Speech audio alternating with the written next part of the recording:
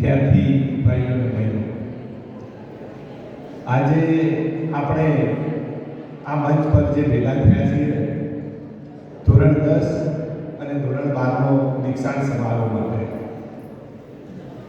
તો આ દીક્ષાંત સમારોહના સમય માટે હું એ ધોરણ 10 અને 12ના બધા જ વિદ્યાર્થીઓનો શુભેચ્છા પાઠવું છું કે જીવનમાં આ સમય જે વિદાયનો સમય છે એ દરેકના જીવનમાં આવે જ છે.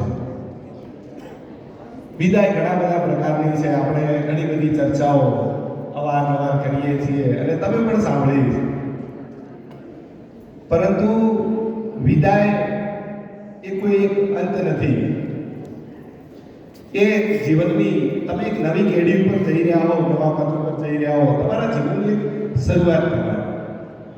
ધોરણ 10ના વિદ્યાર્થીઓ આ વખતે લગભગ પોતાના જીવનની પહેલી બોર્ડની પરીક્ષા આપતા હશે. એસએસસી,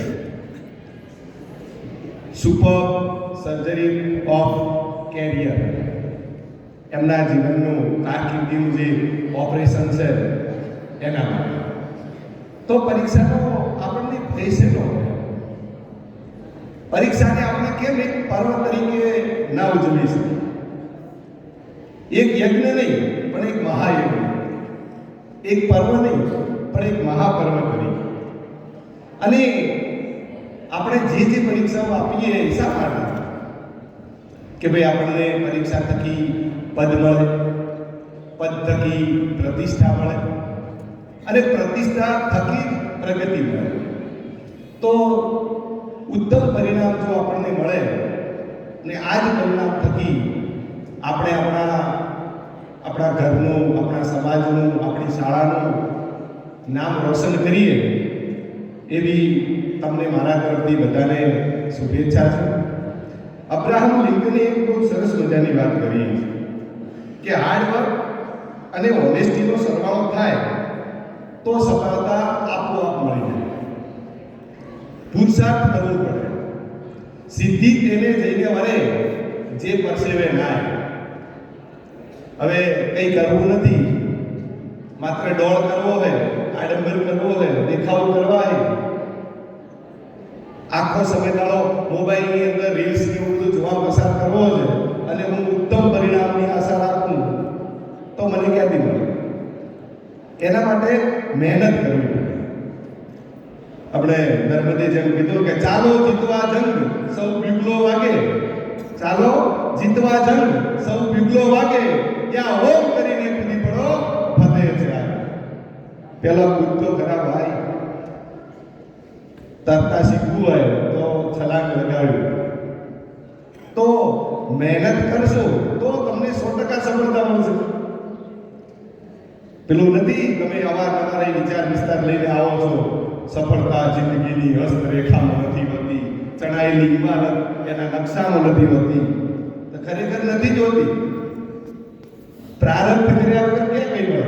આપ તો તમે શું પેલા ભાગ્યને ભરોસે બેસી રહો છો કે મારા ભાગ્યમાં હશે તો હું 90% લઈને આવીશ ને અડધું આમ કરી દઈશ કે હું ટોપર થઈ જઈશ. પણ મહેનત કર્યા વગર ક્યારે? તો મહેનત તો કરવી જ પડશે. બીજી એક વાત છે કે સફળતા તો શું હોય કે સફળતાની કોઈ ગોળી બીજી નહીં મળતી બજારમાં, કોઈ ઇન્જેક્શન પણ નહીં કે ચલો જઈને લઈ લીધું અને હું ટોપ કરી દીધું. એના માટે આકરો પરિશ્રમ કરવો પડે, મજૂરી કરવી પડે. અને હું તો એમ કહું છું કે જાગ્યા ત્યાંથી સવાર, હજુ મોડું નહીં થયું, હજુ આમ તો મોડું જ કહેવાય. પરીક્ષાઓ બહુ નજીક આવી ગઈ. જૂન મહિનામાં આપણે અભ્યાસક્રમ શરૂ કર્યો હતો ત્યારે ધોરણ 12 વાળાની વાત કરી કે હમણાં તમને લાગે કે હજુ તો શરૂઆત છે, ચલો હું થોડા સમય પછી મહેનત શરૂ કરીશ, પહેલી પરીક્ષા પતી ગયા પછી કરીશ, બીજી પરીક્ષા પતી ગયા પછી કરીશ.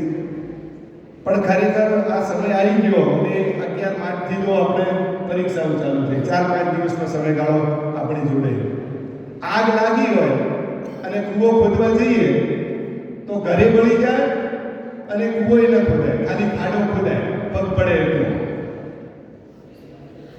એટલે હજુ પણ તમારે જે થોડા ઘણું વાંચન બાકી હોય, કોઈ વિષયને કવર કરવાના હોય તો કરી લેજો, તમને સફળતા મળશે. અમારા તો આશીર્વાદ હંમેશા તમારી સાથે જ છે.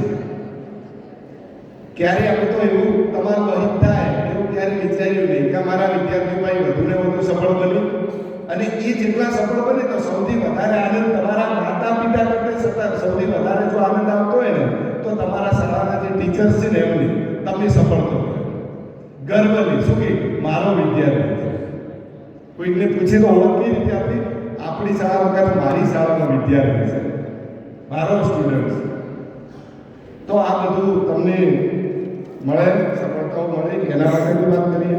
તમારો લક્ષ્ય એક સરસ મજાને કરીએ, એક વાત કરીએ કે તમારું લક્ષ્ય હમણાં શું છે? હમણાં તમારું લક્ષ્ય છે બોર્ડની પરીક્ષા. કોઈ પણ પ્રકારની ચિંતા કર્યા વગર, ડર કર્યા વગર આપવાની જ છે, કારણ કે જીવન એ જ પરીક્ષા છે. ડગલે ને પગલે તમારે પરીક્ષાઓ આપવા જ પડશે, સંઘર્ષ કરવો જ પડશે. અને જે દિવસે સંઘર્ષ પતી ગયો એ દિવસે તમે લગભગ આ જગતમાં હોવા જ નહીં. સંઘર્ષ એ જીવન છે અને જીવન એ જ પરીક્ષામય જીવન. અવારનવાર ડગલે પગલે આપણે આ બધું કામ કરવાનું છે. તો ડર રાખ્યા વગર આત્મવિશ્વાસથી જે પણ તમે મજૂરી કરી એ મજૂરી પ્રમાણે જેટલું પણ આવડે વ્યવસ્થિત રીતે તમે પેપરની અંદર લખશો તો સારા ગુણ મળશે, તમે પ્રાપ્ત કરી શકશો. લક્ષ્ય ના હોને પાए ओझल, लक्ष्य ना होने ओझल पाए कदम मिलाकर चल. लक्ष्य ना होने ओझल पाए कदम मिलाकर चल. सफलता तेरे पाप चुमेगी आज नहीं तो कल. આજે મળી જાય એવું થોડું છે. થોડો સમય રાહ જોવી પડે, વેઇટ એન્ડ વોચ, રાહ જો. એક સરસ મજાની આત્મવિશ્વાસ માટેની તમને પંક્તિ હું અહીં અમે શબ્દ કહું છું પણ એ તમને જ લાગુ પડે છે એવું તમે હર્ષ બ્રહ્મભટ્ટની સરસ મજાની કવિતા છે. અમે રાખમાંથી બેઠા થવાના, અમે રાખમાંથી બેઠા થવાના, જલાવો તોય અમે જીવી જવાના. અમે રાખમાંથી બેઠા થવાના, ચલાવો તોય અમે જીવી જવાના. ભલે જળ ન સિંચો છતાંય, ભલે જળ ન સિંચો છતાંય ભીત ફાડીને બેઠા થવાના. તમારે ભીત ફાડવા, દખો તમ તમારે ભલે સૂર્યની માફક